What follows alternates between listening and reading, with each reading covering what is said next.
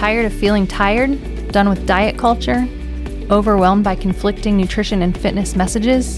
Then join us, your hosts of the Nutrition Revolution podcast, as we take a deep dive into all things women's fitness and nutrition. I'm Kimberly. And I'm Tabitha. And together we are debunking diet culture myths and giving you the tools you need to finally see the results you're looking for. It's time to revolutionize your nutrition and training. Welcome back. Today we are going to talk about one of my favorite topics, food shame and the guilt around food. Honestly, it's one of those things where looking now, I'm like, I've put all of these things on food.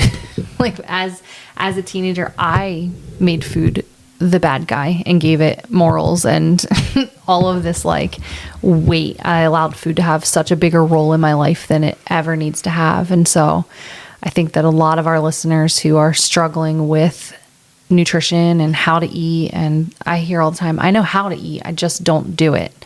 Or, I want to eat that way, but I can't. Like they think they know how to eat. But knowing how to eat to them is just adding more salads.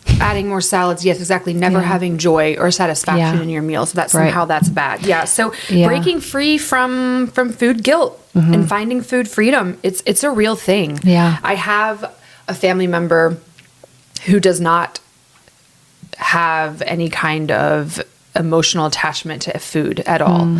Okay. And he tends to be kind of at times make fun of that whole concept about like when I've made comments like, I have a good relationship with food now. Right. Yeah. Like he'll kind of like make a mockery of it, a little bit joking around. And so I think there are some people that maybe don't struggle with that, but I think there's way more that do. And it absolutely is a relationship and a mindset, and food guilt is real, just like having food freedom is real. And it's not just women. I think that no, it's not. A lot of times there's this idea that women are the only ones who give food power, and women are the only ones who have this fear of food or, relationship with food.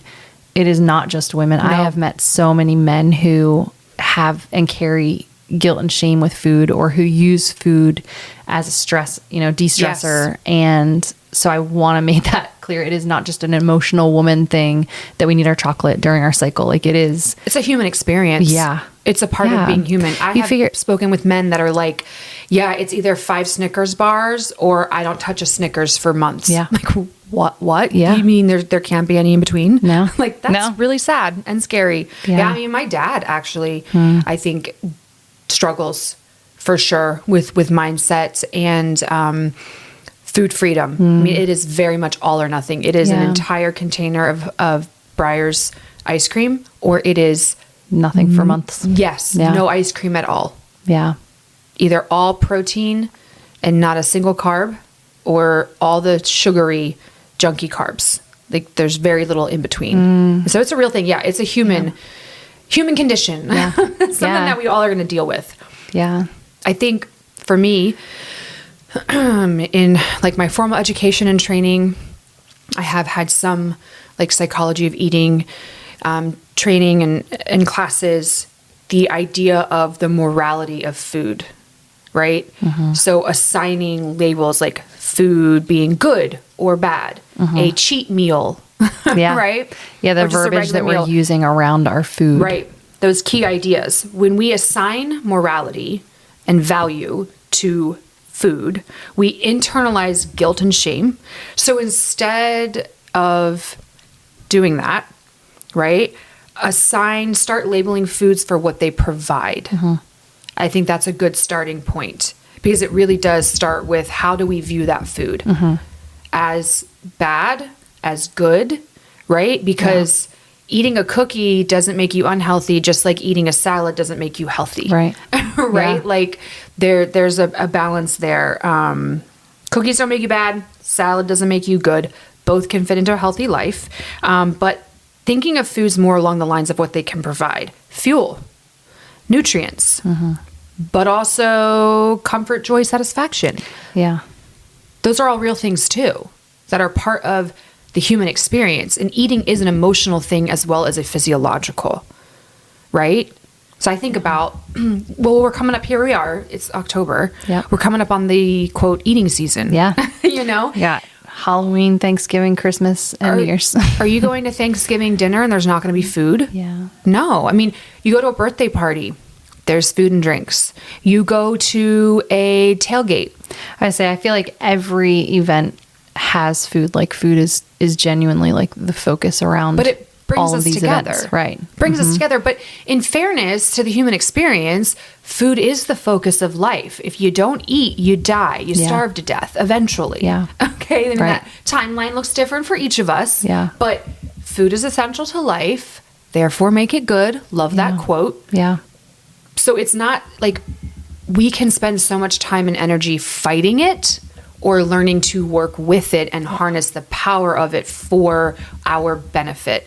And I feel like that's where you find the food freedom. But it's hard. Yeah. It's not easy. It takes a lot of intention and practice. Constant practice. And time. I mean, I'm like more than 10 years into this. Yeah. And I'm at a way better place than ever before. Yeah. But more than 10 years Right.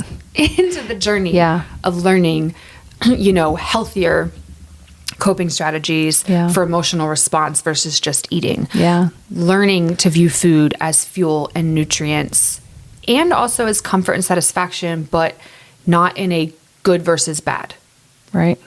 mindset. Yeah. When I first started coaching, that was my biggest coaching mindset that I would teach people is that food has a place. And, you know, if you know my story, and I've talked about it before, like food is not the enemy. And so I always thought that like any food, no matter what it was, because it had caloric value to it, that worked against my body. Or that you had to earn it. I had to earn it. I had to calorie. avoid it. Like I had to like Justify any food. it. If I sniffed it, somehow I absorbed those calories. Like, right. Like I avoided, you know, as much food as I could to, you know, stay small. And so In the pursuit of smallness. when we shifted, So sad. to eating all, you know, whole foods, and there was that mindset of like, oh, I'm healthier. You know, I actually can eat these foods and they work with my body, not against my body. And that is where I discovered that like food freedom of I can actually enjoy some chocolate chips. I can enjoy, you know, these things and I'm okay. You know, it's not destroying me. At the end of the world. Yeah. Yeah. And it's so much better. It's such a healthier, happier place. I think you bring up an excellent point. Shifting from control to connection, learning to listen to your body and not some rigid, arbitrary food rule that, I don't know, what Fitspo, inspo, you know. Yeah, I think that's a big part of the psychological part about this food is, first of all, before you can really make these changes, you have to do some deep work. And part of that deep work is realizing and figuring out, where did these food myths and thoughts come from? Are they coming from a family member? Are they coming from something you saw on social media? Are they coming from a movie? You know, where, like in my brain, I know exactly where my food psychology growing up came from. Like it was watching, you know, how my mom was dieting all the time and she was already tiny. So, you know, if she had a diet and she thought she was, you know, overweight, she must have thought I was huge. So in my brain, like I need to eat less and move more. You know, I heard the comments that like family or friends would say about other people who weren't a certain size or about how they ate, you know, oh, she looks Just like she ate a whole box of donuts before she came, you know, like things like that. So I internalized that as like, all right, donuts are bad, check, don't eat them. All right, this is bad, check, don't eat that. So I know where it came from, but it took a lot of work going back into my past and kind of rediscovering, why am I so afraid to eat a candy bar or Halloween candy? That was my like nemesis. I wouldn't buy it. I wouldn't have it. Like trick-or-treating, it was terrifying when we bought our own house and lived in a neighborhood and had to have candy in our house for trick-or-treaters. I remember panicking. Don't buy the candy that I like. It has to be this kind of candy. Buy the junk candy because I don't want to eat it. Yeah, I'll never eat a Tootsie Roll. No, yeah. Same. I feel that actually very deeply. Literally fear. I was afraid of Halloween candy coming into my house because that was a trigger for the past. Like, so you have to do that deep work to discover, where does this even come from? What are your food triggers? Yeah. Like I work with clients all the time of like, oh, I can't eat this because I will gain weight. Well, who told you that a cupcake is going to make you gain 20 pounds, right? And they're like, well, my mom used to say carbs, it always goes straight to my hips. Yeah. And I'm like, all right, well, one cupcake, I won't eat honey mustard dressing because my mom told me that makes me fat. No, honey mustard dressing isn't making you fat unless that's all you're eating and you're gallons of it. Right. So you have to actually go through and see what foods are you afraid of? How did you get into that mindset that food is a problem? And then work through that trigger. So for me, it was adding in some chocolate chips with the meals that I was eating and learning that oh, actually I can eat chocolate chips and I'm happy because chocolate makes me happy and I'm still healthy and strong and hitting my goals in the gym and I still fit into my pants and I still, live my life and no one's looking at me being like, oh my gosh, that girl ate chocolate chips. I can tell, I no don't think anyone has ever, and I think, it sounds so silly, but that's literally we see our issues through a lens and we think people see our issues back at us. Right. So you have to do that deep work of addressing which foods you think are the problem. And usually it's carbs and sugar. And then figuring out where does that belief come from? Right. Why do you think that? And then break down, is that really true? Yes. For me, educating myself about nutrients and human metabolism has been key to breaking down those lies, those myths, those barriers, those walls, and being able to experience food freedom. Yeah. I realize that not everybody is going to go back to school and formally study nutrition. That's why they're listening to this podcast. But I highly recommend it because it is life-changing. And then here's what I can tell you. In all my years of formal and informal nutrition-based education, no single food item is the problem.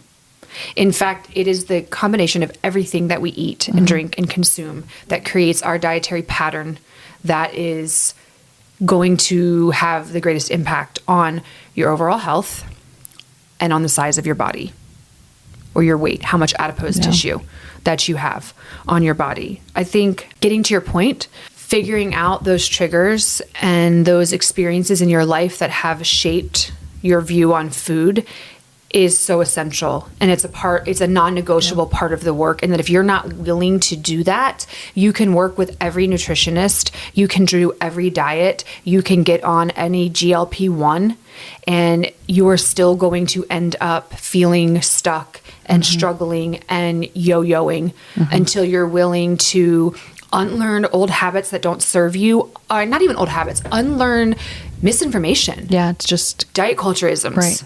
Unlearn them, learn and experiment with what actually is good for your body from a fueling nutrient standpoint, and then learning to let go of the control of single food items or entire meals and learn to listen to your body. Yeah. That for me has been really transformative, was learning to listen to my body, because for so long I let my thoughts around food drive my decisions, right? For example, I am a big donut lover. Love them. It's one of my love languages. Okay. And I was conditioned that they're carbs and they have sugar, and then therefore they're bad for you and they're going to make you gain weight, and you shouldn't have them, and you shouldn't even like them. What is wrong with There's you? Something that you wrong like with them? You for liking them. Exactly. Yes.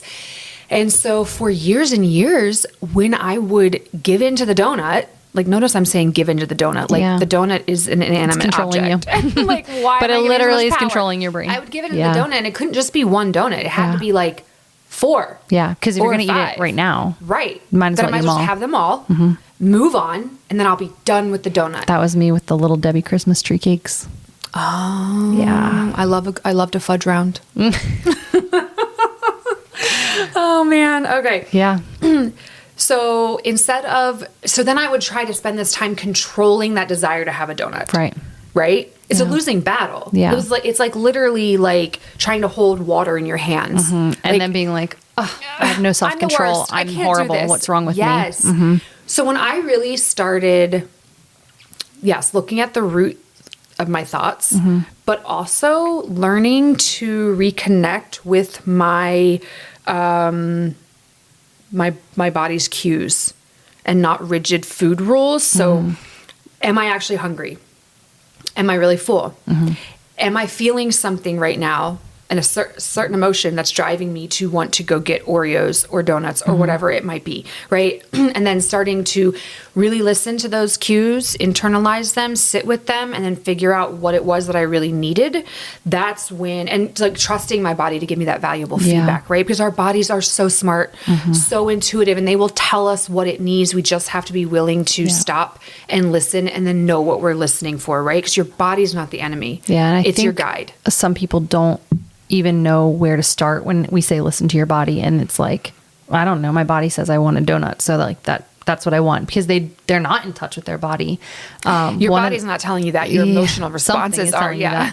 So I actually started with some of my clients who have like this emotional attachment or fear or shame and guilt around food. They don't enter their stuff into like a tracker for food. They actually handwrite a journal.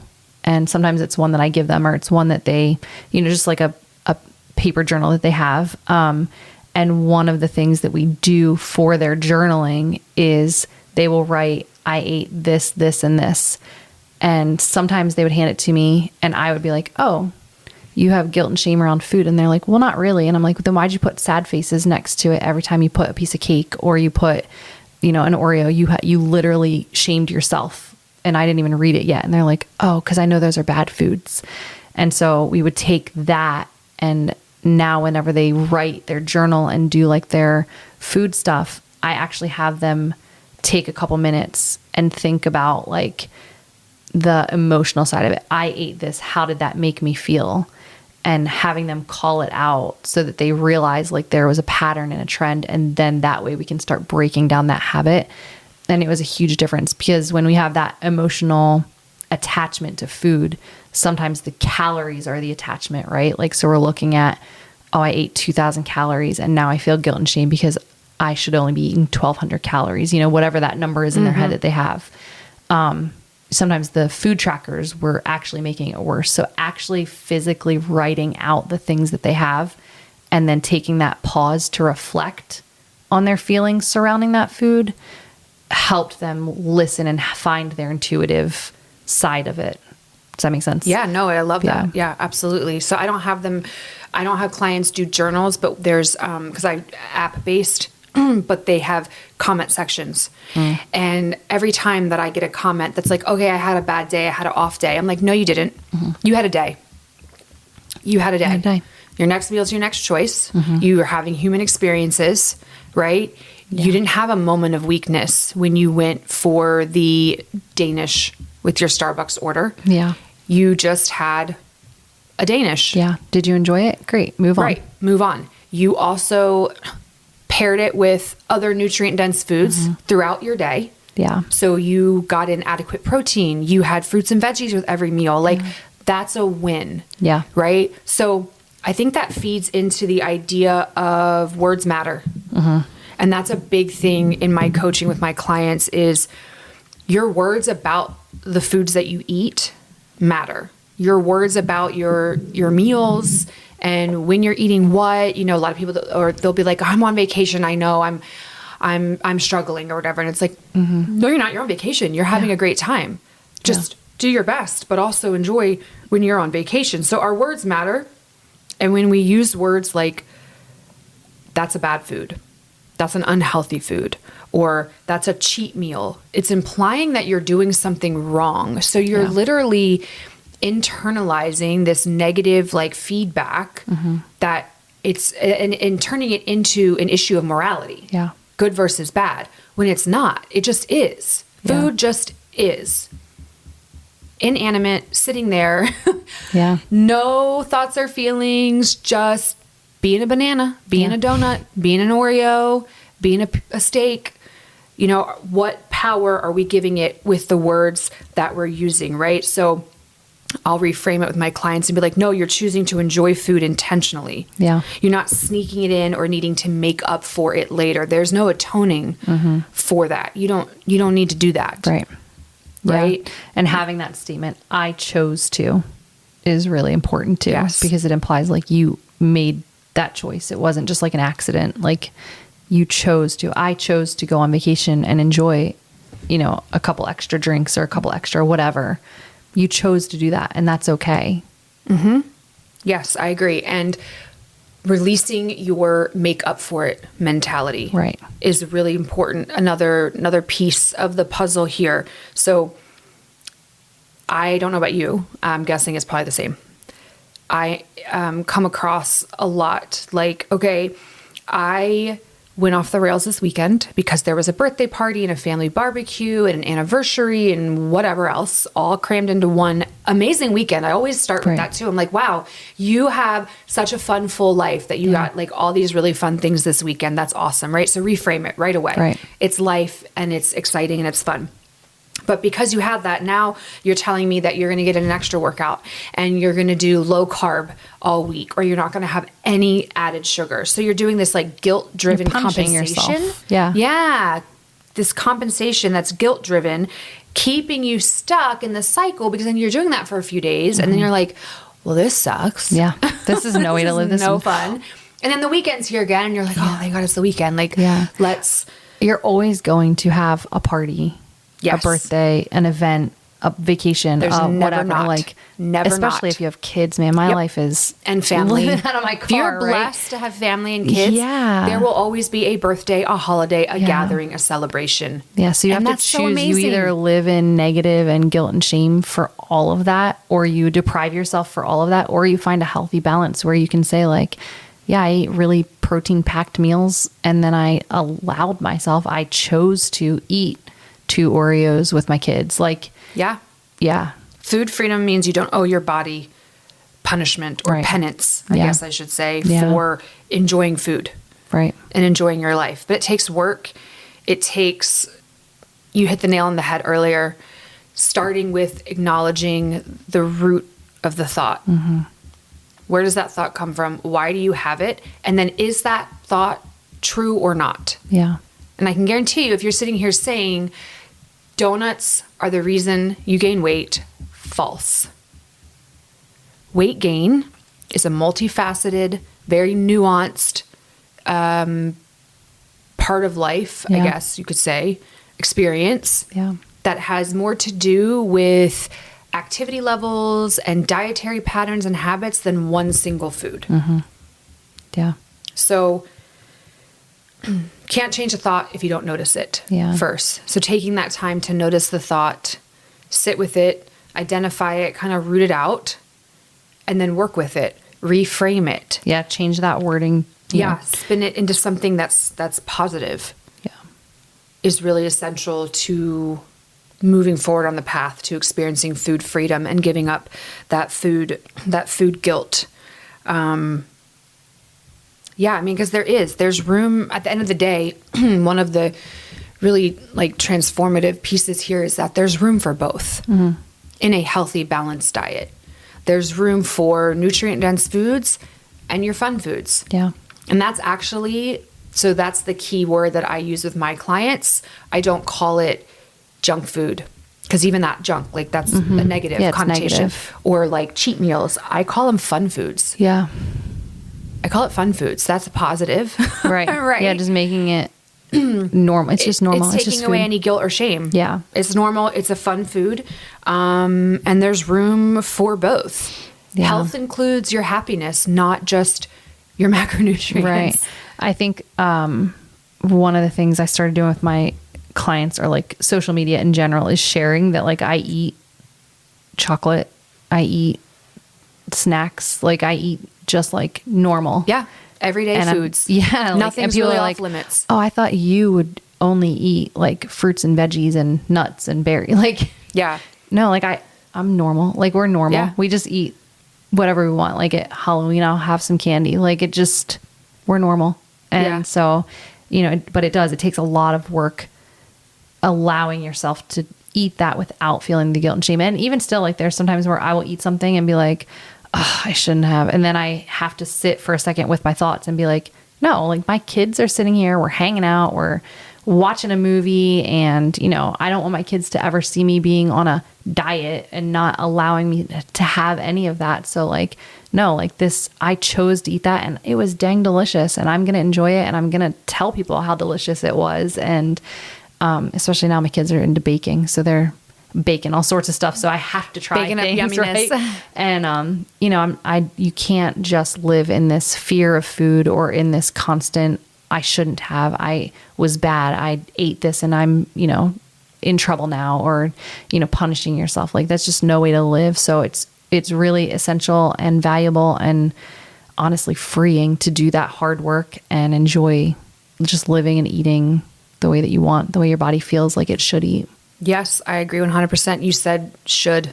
Don't should all over yourself, Yes. right? We talked about that in an earlier episode this season about not shoulding all over yourself when it comes to like your habits and your exercise fitness routine. Like don't should all over yourself when it comes to like, well, I should only want to eat these things. Yeah. I should not want to eat these things. Like why? Don't. And that's something we didn't touch on too, is the, this idea that like there's something wrong with us for wanting a pumpkin spice latte. There's something wrong with us for wanting to have a sugary treat. Mm-hmm. And there's nothing wrong with you. Like our brains start eating the second we see something, like they start digesting and like salivating. That visual the second imagery. we see Yes, the visual, absolutely. right? And it's everywhere. Every show, there's some delicious treat. Everywhere you go, any store you walk into, you're gonna see delicious treats.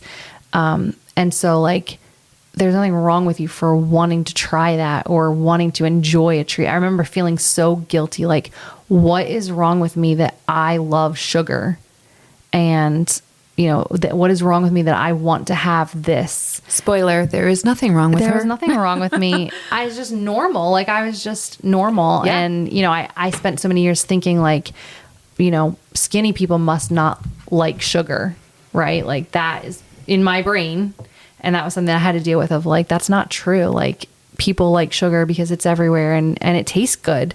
And it's just finding that balance that you're still reaching your goals. You're still enjoying food. You're still enjoying friends and family. Like if you're skipping parties and vacations because you're afraid to eat, you really need to start seeing someone, talking about it and getting all of these things exposed and figure out what the root of that is. Absolutely. Yeah, I agree. I mean, food freedom is something that is learned, not earned. Mm-hmm. So circles back to you having to unlearn thoughts and thought patterns and habits and diet culturisms that don't serve you and relearn ones that are rooted in food being your greatest ally in health, right?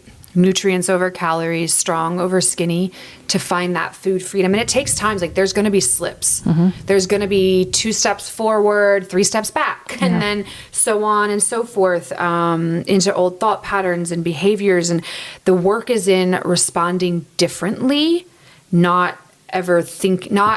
like saying, okay, I'm never going to have those thoughts again. Right. Because you said earlier that you still catch find yourself. Yeah. I still find myself time too. Like this past weekend, for example, I definitely overindulged way more than like I would normally. And I kind of felt it by Sunday but we had really good friends that are like family to us in town. We went out to a really nice dinner. Yeah. We had like ice cream in the middle of the day. It was just more eating out, more fun, more connecting.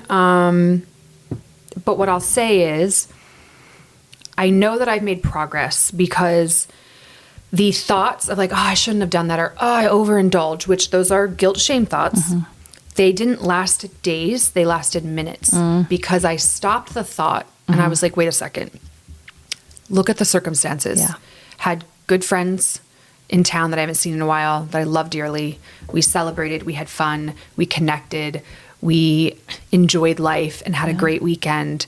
And it didn't turn into binging or detoxing. Yes. I still had, when we went out to dinner the one night and I definitely overindulged, like I had a good steak, I had asparagus, I had some mashed potatoes. Like that's a balanced meal. Right. I had good fiber and nutrients and protein. And then I also had the most bomb banana cream pie I've probably ever had. And it was... Where were you? We were at 1776. Oh, nice. It was literally delicious. Yeah. It was so good. But progress is when guilt lasts minutes, not days. And that's something that I've come to find. So I guess twofolds to that, 2 points there. It takes work and it takes a lot of time. Yeah. And it's never going to be perfect, right? You just have to keep trying. You have to notice the thoughts, stop them, reframe them, and then move on. And today, Monday, I've eaten like normal, healthy, nutrient-dense meals. I got in my workout like I normally like on Mondays, and we're just rolling with it. And I'm not sitting here thinking, all right, I got to eat super low carb because I had ice cream and dessert and pizza over the weekend. Yeah. And some delicious Coke Zeros. Right back to it. It's my vice. I love it. It's just getting back into it. Yeah. And moving forward and not sitting and dwelling in it, because when we sit and dwell in it, we beat ourselves up, and that's when the shame overrides and we're like, well, then what's the point of doing all of this? And Cycle then it becomes repeats. binging and then you're stuck in it. So when we can just take a breath, pause, breathe through it, move on, and honestly having a little bit of gratitude around it too, like you said, like you had friends and family, and like how lucky are you, right? Yeah, and to so have such a great weekend. last thing you should be worrying about is enjoying yourself, right? Absolutely. And so, enjoying yourself with having some of that food. So I think that, being really honest with yourself, taking a breath before we allow the guilt and the shame talk to overwhelm us.